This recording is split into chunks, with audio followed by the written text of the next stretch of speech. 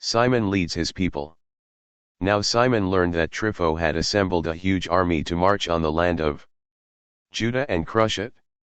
He saw the people were trembling with fear, so he went to Jerusalem and gathered everyone together. He encouraged them, saying, "You know what my brothers and I and my father's house have done concerning the laws and the sanctuary. You know, too, the wars and the crises we have seen. This is why all my brothers perished. All for the sake of Israel, and only I am left. Now may my life never be safeguarded in time of trouble, for I am in no way better than my brothers. Thus I will avenge my nation and this sanctuary and your wives and children, for all the nations have hatefully gathered to destroy us." Thus he rekindled the spirit of the people when they heard these words. They responded with a loud voice, saying, "You lead us in place of Judas and your brother. Fight our wars, and we will do everything you tell us." So he gathered all the men of fighting age and rushed to finish the walls of Jerusalem. He fortified the city on all sides. Then he sent Jonathan son of Absalom with a sizable army to Joppa, and he drove out its people and remained there. Trypho kills Jonathan. Meanwhile, Trypho left from Ptolemy with a large force to come into the land of Judah. Jonathan accompanied him under guard. Now Simon set up camp in Adidah, opposite the plain. When Trypho heard that Simon had risen up in place of his brother Jonathan and was about to face him in battle, he sent men to him, saying, "We are detaining your brother Jonathan because of the silver he owed the royal treasury and for which he is responsible. Now send 100 talents of silver and 2 of his sons as hostages, that when he is freed, he will not rise up against us, then we will free him." Simon sensed they were speaking to him deceitfully, but he sent for the silver and the sons, lest he arouse great hostility among the people, for they might say, "Because Simon did not give him the money and the sons, Jonathan perished."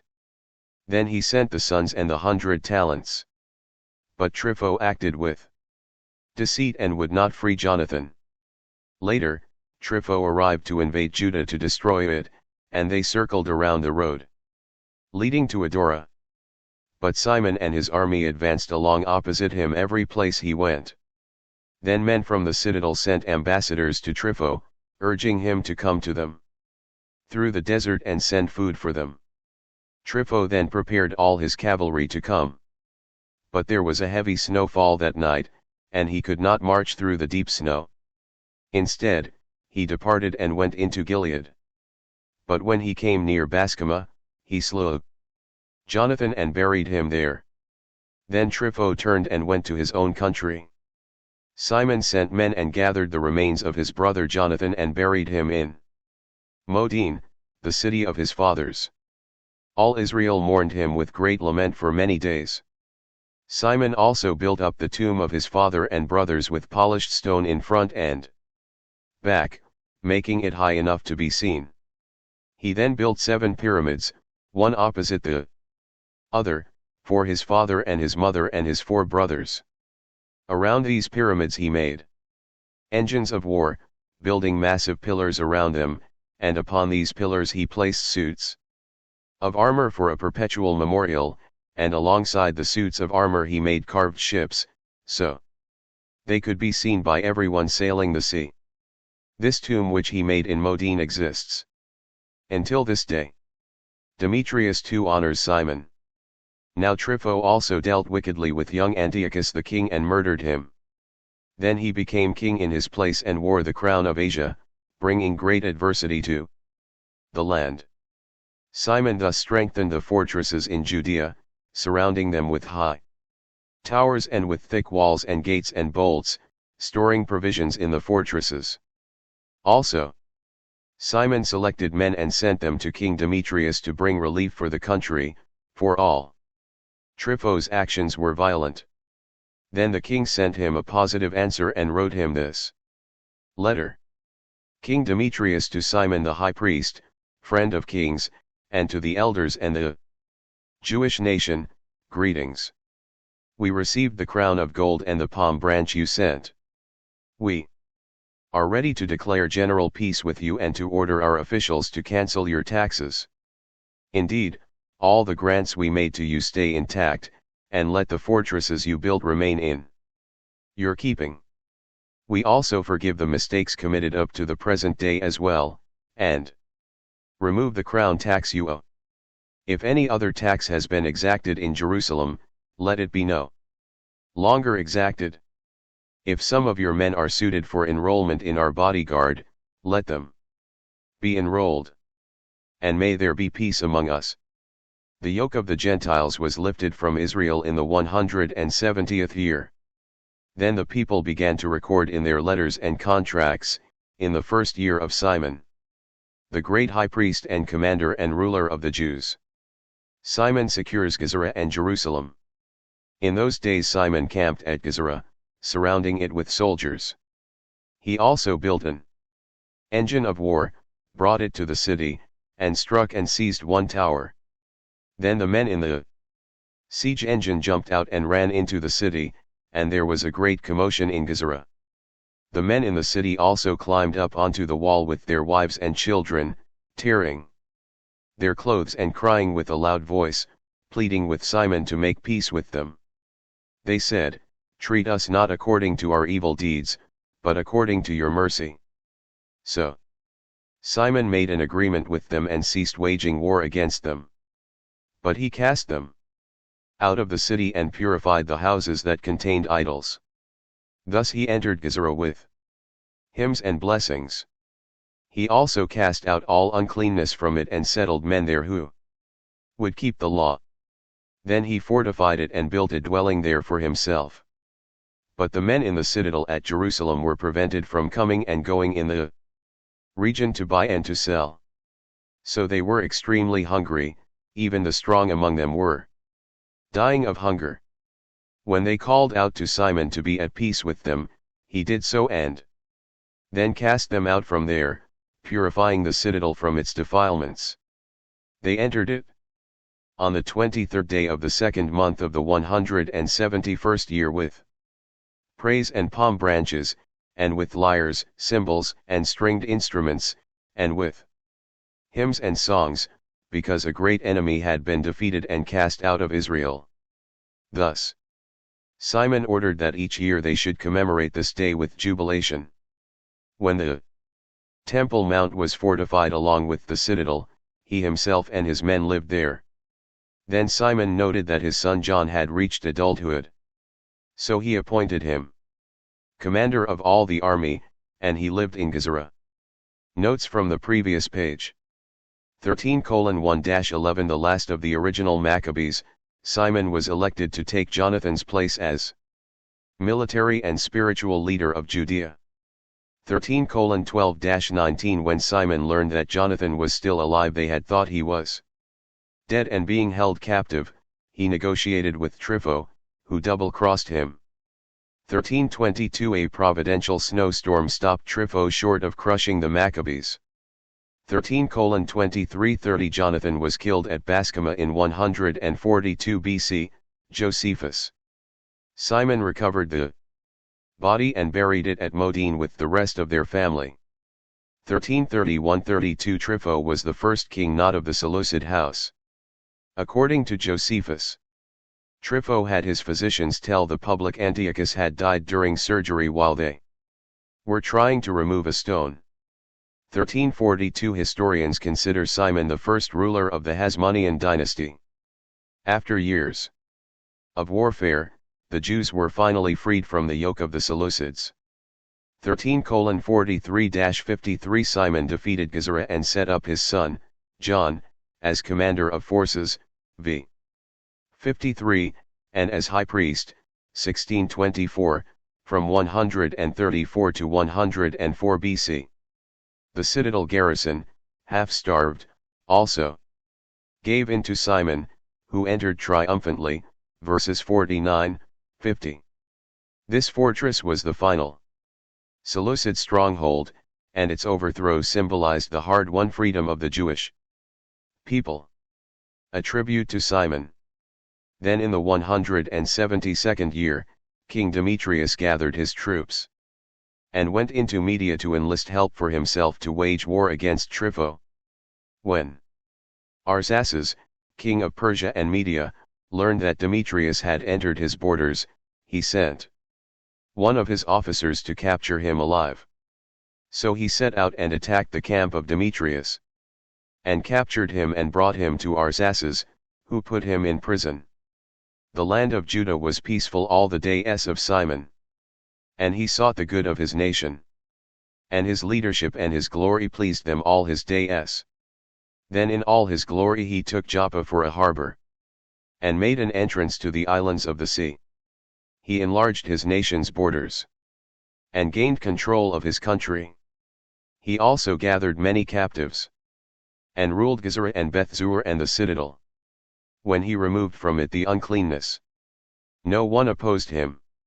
They farmed their land in peace, and the land gave forth its produce, and the trees of the plain their fruit.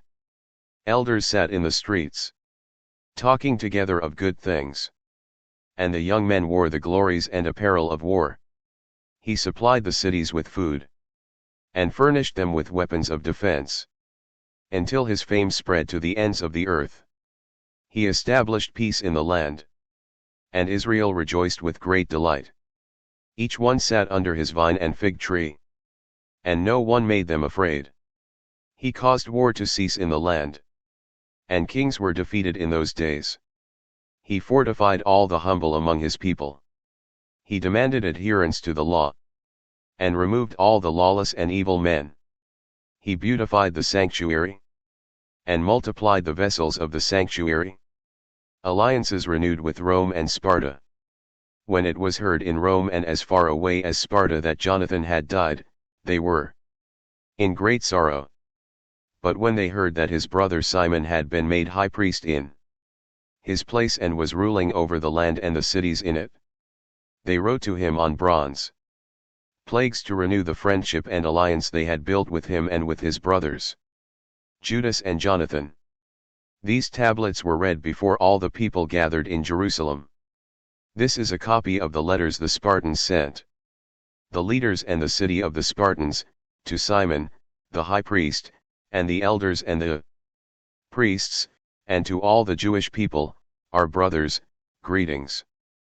The ambassadors who were sent by you to our people told us about your glory and honor, and we were overjoyed at their coming.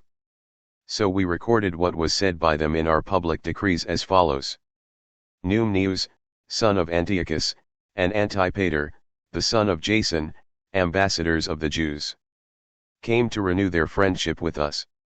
Our citizens were pleased to receive them honorably and to place a copy of their words in the public archives, so the people of the Spartans might have a record of them. They also sent a copy of this to Simon the high priest. Later, Simon dispatched Numneus to Rome with a large gold shield that weighed 1,000 minas, to verify the alliance with them. A bronze plaque for Simon. The people heard these words and they said, "How can we show our gratitude to Simon and his sons? For he, his brothers, and his father's house stood strong and waged war with the enemies of Israel by themselves, and secured her freedom." So they wrote these words on bronze tablets and put them on the pillars on Mount Zion. And this is a copy of what they wrote. On the 18th day of Elul, in the 172nd year, which is the third year of the great high priest Simon in the court of God's people, at the large gathering of the priests and people and the rulers of the nation and the elders of the land, the following was made known to us. Since there have often been wars in the country, Simon the son of Mattathias, priest of the sons of Jorib, with his brothers, placed themselves at risk and opposed their nations' adversaries, so their sanctuary and the law would be protected, and they honored their nation with great glory. Jonathan also rallied their nation, was made their high priest, and was brought before his people when their adversaries chose to invade their country and seize their sanctuary, Simon set out to wage war for his country. He spent large amounts of his own money, and supplied weapons to the soldiers in his nation's army, and paid them wages. Thus he strengthened the cities of Judea, and Bethzur on the boundary of Judea, where the weapons of the enemy were kept, and he established there a garrison of Jews. He also strengthened Joppa by the sea and Gazara on the boundary of Azotus, where the enemy had previously lived. He moved the Jews there and supplied them with whatever they needed for their welfare. When the people saw Simon's dependability and the glory he was committed to bring to his nation, they chose him as their ruler and high priest, because he did all these things and because of the righteousness and good faith he kept toward his nation. In every way he tried to honor his people. Under his rule, everything he touched prospered, and he drove out the Gentiles from the land. The men in the city of David in Jerusalem had made a citadel for themselves, from which they went out and defiled the vicinity of the sanctuary and caused great harm to its purity. Then he settled Jews in it and strengthened it for the security of the country and the city, and built up the walls of Jerusalem to greater heights. In light of these accomplishments, King Demetrius established him in the high priesthood. He also made him one of his friends and showed him great honor. For he heard the Jews were called friends, allies, and brothers by the Romans, and that they had received Simon's ambassadors with honor. Thus the Jews and the priests were pleased that Simon should be their ruler and high priest forever, until a faithful prophet should arise. They were also pleased that he should be their governor, and take responsibility for the sanctuary and choose workers to meet its needs, and to look after the country, the weapons, and the fortresses. Indeed, they decided he should look after the sanctuary and be obeyed by all, that all the contracts of the nation should be drafted with his signature, and that he should be vested in purple and gold. None of the people or the priests were to be allowed to repeal any of these things, or say anything in opposition to him, or hold an assembly of the people without him, or be clothed in purple, or wear a gold buckle. Anyone who should do anything contrary to these decisions or nullify any of them was to be held liable. All the people resolved that Simon should act according to these decisions. So Simon consented, agreeing to become high priest, and to be the governor and ethnarch of the Jews, and priests and the guardian of all. They commanded that this decree be inscribed on bronze tablets and be put in a public place near the sanctuary. Copies were also placed in the treasury, accessible to Simon and his sons. Notes from the previous page. 1426. The bronze tablets served as a national declaration of independence for the Jewish nation and as a kind of constitution for the Hasmonean government.